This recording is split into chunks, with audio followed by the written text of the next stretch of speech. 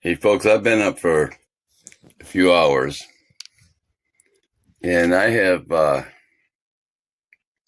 screen recorded, I don't know, 15 or 20 minutes of A Minute to Midnight. I'm going to give you some background on this. Now, I didn't meet, but I listened to Tony Koretz. He has a song, I think it's still out there on YouTube, called The Long Locked Door.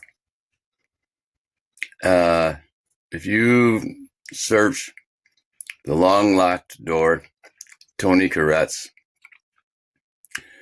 Koretz, I believe, you'll find it. He didn't have Minute to Midnight then, I don't think. I was talking to him on Facebook. We had conversations. And so I've known who he was for quite a while. And he even had a little fight with his neighbor. He kept playing his music too loud, and Tony Koretz kept asking him to please turn his music down, and he wouldn't. So he took his big old speakers and put them up outside and blasted the guy with his music, and the guy turned his music down and never turned it up again. But I recorded so much of this Minute to Midnight. That's his channel right now, Minute to Midnight. But I stopped it at a certain point because I want you to go to his channel and watch the rest of the video. It will blow your mind. And then he explains, even because Jamie Walden's on there. Now, Jamie Walden, I like him. I think he's a good man of God. And he even mentions a couple other people. But he's talking about what's happening on this earth right now. And even including the Epstein files. And he gives it a different name. Geoengineering. The migration coming from west to east in the United States because of lack of water. You just watch the video. If you want to go to Minute to Midnight after that, I would suggest you do that. And Tony Koretz has other people on. There's his wife sometimes, and Joni Stahl, I think her name is. She might even have her own channel. There's different people that he's had on that you would know. And so I suggest you watch it, because this country was not made like you think. He even talks about the history of Benjamin Franklin having 8 or 9 skeletons of children under his floorboards. Why? Because they were Freemasons. They did satanic sacrifices. Thomas Jefferson, all of them. Go look at it. Watch this portion, and then go watch the rest of it. I'm out. Hi there, folks. Welcome to the A Minute to Midnight show. This is Tony, and I'm coming to you on Tuesday morning here in New Zealand. It's still reasonably early in the morning. With me on the show, I have Jamie Walden in Colorado. And Jamie, it's early afternoon where you are, right? Yeah, it's early afternoon and it's Monday here, so we got quite a big time difference. Yes, I think some people don't realise that when they put dates on shows online, it's like, hang on a minute, we haven't got there yet, but yes, we have in the Southern Hemisphere. New Zealand's the first place to click over into a new day, so that's why it is sometimes that we seem one day ahead on the dates when I'm posting videos. And of course, we're in summer here and you guys are in winter. And just very briefly off here, you were saying, look, because I said to you, America, I noticed on the east side, they're having one of the coldest winters they've had in at least a decade or 2 decades. And you in Colorado are having the opposite. Yeah, we have the worst snowpack in recorded history since they've been recording snowpack in Colorado. And, I'm just outside Durango. We have 14,000 peaks very nearby us. They barely have any snow on it. And pretty much anything below really 9,000 feet, we've had, you can't say nothing, but a couple inches throughout the winter for living in the Rockies. That's a big problem. When our watershed and our snowmelt feeds, I was telling you off air, it feeds Phoenix, it feeds Vegas, it feeds all the mega cities out in the desert places, from Southwest out. Some of it even is allocated even to Southern California and elsewhere through, the Colorado River Basin and the Arkansas River Basin, feeds all those big reservoirs. So yeah, it looks like people are starting to freak out, getting worried about some mega drought stuff, which is interesting because Steve Quayle, I don't know if you're familiar with him or not, Tony, but he's been warning about the mega droughts in the West and Southwest for over a decade. From what I understand, he's even done a documentary film based on that. And he's said for as long as I've been listening to him and been friends with him, I love Steve. Him and I are good friends. That the greatest migration and crisis in U.S. history is going to be the migration from the West to the East because of water. And he also has stated that some of the most significant wars in the near future will be over water rights. So that even gets into a lot of the aspects of what China is doing with the Canadians, what he did under Trudeau. And now that you have a continuity of things with this current administration up in Canada is securing water from the Great Lakes, which obviously are border lakes. Some of them are in Canada. Some of the waters are in Canada. Some are in, the United States of America. And they are actually using, from what I understand, retrofitted oil tanker ships to ship fresh water to China, because China has, by and large, collapsed a lot of their underground aquifers and they've overdrawn the water. And now they're out of fresh water. So it's interesting things that Steve has been saying for a long time are actually starting to play out here in real time. Well, it's interesting you're saying there's hardly any snow below 9,000 feet there, and it's the middle of winter, because here in New Zealand, anything over 9,000 feet is permanently in the snow all year round. So, oh, wow. Yeah. I mean, you can kind of see out my window right now. I mean, it's February. It's almost 60 degrees in February in the Rocky Mountains. I mean, tomorrow we're going to Moab, in Moab, Utah to ride machines out there in the desert and the rocks and the canyons and stuff. We've been hiking with t-shirts on for the last couple of weeks, and it's extremely abnormal. Well, and yet I look on the East Coast, and like where Holly, my wife's from, and it's very cold. Like I haven't seen it that cold in a long, long time with lots of snow. So it is weird. I do wonder how much of it's geoengineered actually, if they're trying to create droughts. And I think there could be aspects of the geoengineering, but from my perspective, even a lot of the talking points of geoengineering are allowed to be out there, because what it does is it forces people to be dismissive of the reality of this radically significant earth changes that are occurring. Yes, there is geoengineering, very well aware of it, and all the 40 plus patents and even U.S. Air Force documents for basically full spectrum dominance through different types of weather warfare applications. So we know that they have the capability to geoengineer on a very massive scale. But what I think now is it's part and parcel to God's impending judgment on the nation, on the inhabitants of the earth, for seeking to be like God and actually manipulating and perverting and corrupting the things that he created good and orderly. They're messing with the hydroconveyor.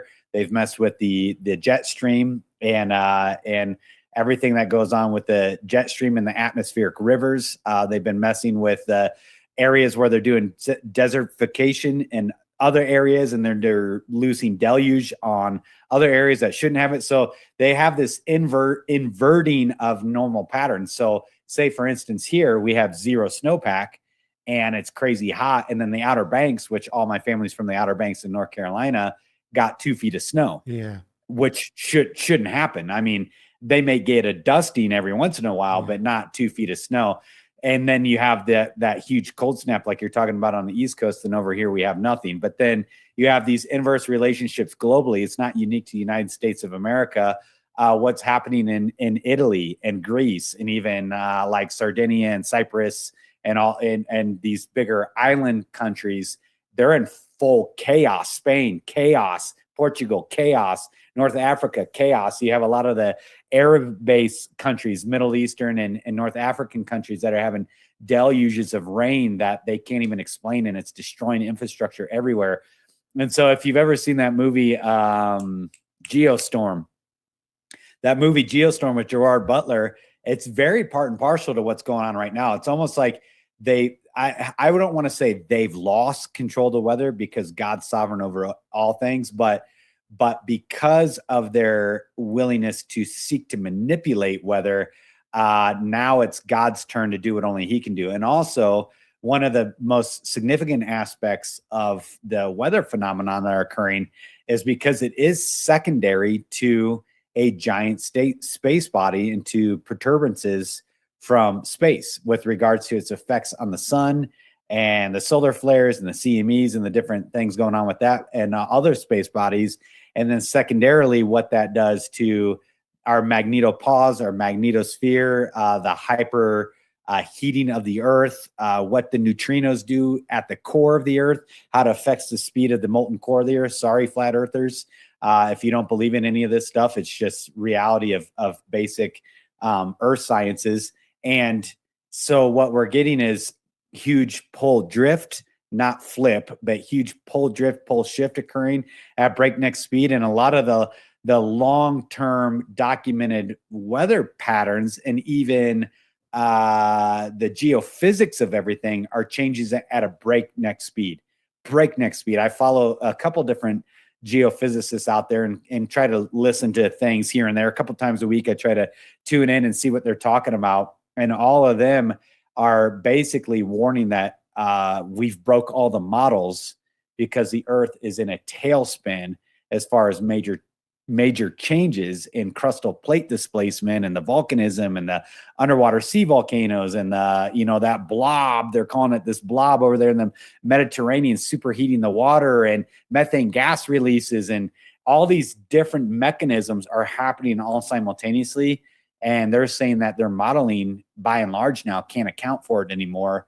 And they believe it has to do with a giant space body coming into an interstellar space body coming into our orbit that's perturbing everything. So yeah, there's a lot happening with regards to that. And the space body, when is it supposed to, is it 2032 or 2029 when it's supposed to arrive? Or? Well, I talk about Apophis a lot, and that's kind of the most prescient thing. I do believe 3I Atlas was a feint maneuver. I think that a lot of that was hyperbole, but it was to get the masses looking towards space and being intrigued by these different astrocatastrophism-based events that are coming. It was kind of like a softening tactic, like COVID was for the next big show pandemic that they're going to lose. This 3I Atlas was kind of their softening tactic for what they know is actually coming. Apophis being what I think is biblical wormwood, and anybody can go look at all the seminal work by Tom Horn or Neil Tyson deGrasse and his work at MIT with this. A lot of different astronomers, both professional and amateur, are talking about Apophis, including the space-based agencies. We just had the largest planetary defense drill ever in recorded history occurred about 3 weeks ago now to prepare for these aspects of astrocatastrophism. But when you look at the ability to perturb the sun and the Earth the way that it is, it could be something even bigger. And I don't want to say it's speculative science because it's not speculative science. There's actually a lot of scientific data to back it. But this gets into the Nibiru, Planet X, the seventh planet type stuff, Gabriel's Fist, a lot of different names out there, the winged planet. A lot of the ancients in the ancient world, both pre-flood and antediluvian age, spoke about these planetary events. That's why they all, in every culture, their shaman class or their priest class were always astronomers. It doesn't matter if you're in Mesoamerica, South America, or the Balkans region to Bosnia, Herzegovina, China, down into Sardinia, Malta, all across the world. Every single area, they were fixated on the heavens, and all the astronomy and astrology based documentation because of the cyclical nature of astrocatastrophism. And it was always by God's hand and God's divine sovereignty to bring in these different space bodies to exact particular effects on different hyper wicked cultures and empires at that time. So it's actually not new. It's just new to this generation, and it's actually being strategically maligned and washed over and whitewashed. And even with the climatology based stuff and the climate change based stuff, and even within the truther movement, the disinformation, misinformation of the geoengineering aspects, so that nobody will actually look up. In fact, they went so far as to produce that very high-end Hollywood movie with all the A-listers like Jennifer Lawrence and Leonardo DiCaprio and a bunch of other Meryl Streep and all these other A-listers. And the name of the movie was Don't Look Up. And the whole purpose of the movie was that all the scientific community had locked onto a radically significant space body that was coming, that was going to rework the entire Earth. And without telling the human populace, they started developing a planetary defense initiative with a private sector, eccentric, multi-billionaire, almost trillionaire, space-based private entity, i.e. Starlink and Star whatever. He's got several different star things, Elon Musk. So that movie, Don't Look Up, actually lays out all the very particular aspects of what I believe is happening in real time. And then they push out a movie like that to make it satirical or, like a satire, so that people will be very dismissive of it and look at it as tongue-in-cheek information. Same thing with Greenland and Greenland 2 that have come out here in recent years. Greenland just this year with regards to the same thing, a huge asteroid that the government knew was coming, that they knew they could not let the general populace know about until the last second, because of the human chaos factor that would result. So the government was making all of its preparations. The government was well aware of what was going on, but they pushed out through the propaganda machine of the Mockingbird media all these other distracting sound bites and talking points so that nobody would actually connect the dots on why these things are happening. So as I look at the weather from me in the Rocky Mountains to the East Coast to, like I said, down in the Arabian Peninsula and elsewhere, everywhere on the face of the earth, including Kamchatka, Russia, where they got 20 feet of snow and one dumping. Japan's having similar things happening. And then earthquakes are occurring at the same time. And then entire seas are receding in other areas without there being tsunami warnings or underwater earthquakes. There's so many crazy things happening right now with the earth sciences that if anybody wants to get tuned into that stuff, you would have no doubt how late the hour actually is. That's interesting. I'm sure there's so much that we could go into on just that, but just to maybe move on, because there's a couple of subjects to cover, really. And you mentioned the government, and I'm looking at the whole thing with the Epstein, and I don't know how much time we want to spend on this, but the Epstein files and the release of all the recent 3 million pages, and what it appears to me, Epstein with a bank account titled named Baal, is island had a temple on it with the pillars like the same what you find in Freemasonry, Solomon's Temple, and an owl statues. That's all been wiped, but there are images, old images, that was that. And I'm looking at it and thinking this was just a global child sacrifice ring. And pedophile, type of arrangement. And governments all over the world and famous people, doesn't matter where they're from, doesn't matter which party they're from, the people's names are found in this Epstein files, and it runs way deeper than people really want to realize. Epstein just wasn't some isolated criminal. I think he was part of facilitating a global satanic ring, basically. That's what I think. I'd like to know what some of your thoughts on it. No, 100%. I mean, the whole Epstein thing, if you can take the name out of it and just apply a different name to it, because that just using that language has kind of been so overused, the Epstein files, where the reality is it's the powers of darkness files, and more in particular, it's the files of Mystery Babylon, being the United States of America. So, I liken it more to just the Mystery Babylon files, and it is actually the cornerstones of even the founding of this nation, which unfortunately the American psyche and paradigm and the comfort bias and the normalcy bias won't accept it. I mean, you can go back to the founding fathers, including Benjamin Franklin and Thomas Jefferson, and their associations with the Hellfire Club and their ritualistic sacrifice of children. I mean, when Benjamin Franklin died, they found, I think, up to 8 or 9 skeletons of children within the floorboards of his house, and that was the norm. And that's actually the founding of our nation. So you can go back, you can fast forward even a little bit further to where they were looking to develop the Great Seal of the United States of America. The guy's name eludes me right now, but he was sent down by Congress at the time. This was the early 1800s. So within about 30 years of the founding of the U.S., 30 to 50 years, when they wanted to develop the Great Seal of the United States. And so what they did is they actually sent this guy, I can't remember his name. Of course, he's a Freemason and blah, blah, blah, associated with all the different mystery schools, but they sent him to Mesoamerica, which is Central America, to study both the Aztec and the Mayan, a little bit of Incan, so a little bit down in the South America, to study the ziggurat and the priest class and their consistent sacrifice to power their empire. Because they were uniquely, the U.S. Congress was very intrigued at the power that these Central and South American super states had through ritualistic child sacrifice. So much so that if you were today to go to the Capitol building, which is occultic in itself, it's the womb of Semiramis or Inanna or Ishtar or Ishtarte. I mean, you can't debate that. Everybody knows that.